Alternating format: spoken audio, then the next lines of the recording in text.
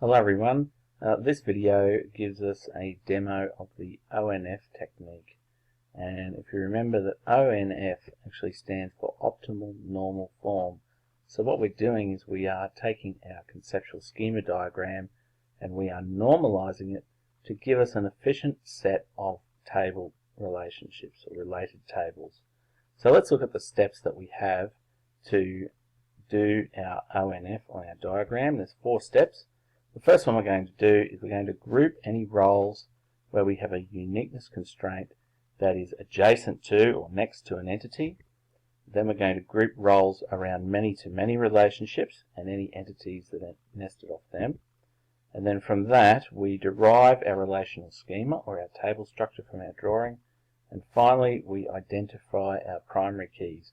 And you'll be able to see these steps quite clearly as we go through them with the diagram. So here we have our conceptual schema, and you can see that the entities aren't actually labeled with anything meaningful. They've just got letters on them, and sometimes it's actually easier not to know what they are because it makes us follow this process properly. So if we look at step 1, we have to group our roles where we have a uniqueness constraint that is next to an entity. And so if we look at our diagram, we can see up here our entity labeled Q. You can see that you have 2 roles where the uniqueness constraint is next to the entity. So let's go ahead and draw a little bubble around those, and that we have that there. Have a look at the diagram and see if you can see any others.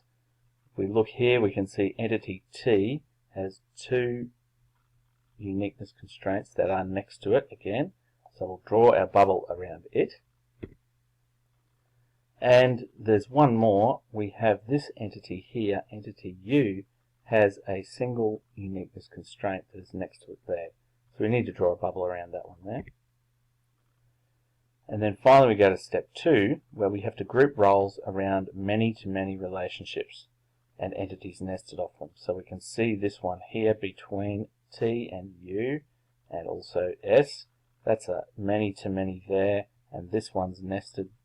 This one comes off the nested fact, so we draw our bubble around it there.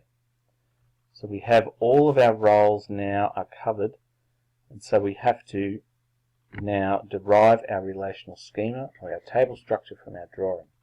So if we do that now, we have one table for each bubble that we have. Our first table is table 1, the entities Q, P, and R. So that's the first bubble that we drew. And next one is the second one we drew, and table 2 that has elements T, P, and V. The third one has elements U and W. And finally the last one has the columns U, T, and S. And the last step we're going to do now is to identify our primary keys. And they are in fact the entities that have the uniqueness constraints next to them. And so you can see table 1 our primary key is Q, table 2 our primary key is T, table 3 it is U, and table 4 it is U and T together, because only together are they unique. So that's it, ONF. Make sure you go through this video a couple of times just to get your head around it, and then practice some of the questions in the textbook. Bye for now.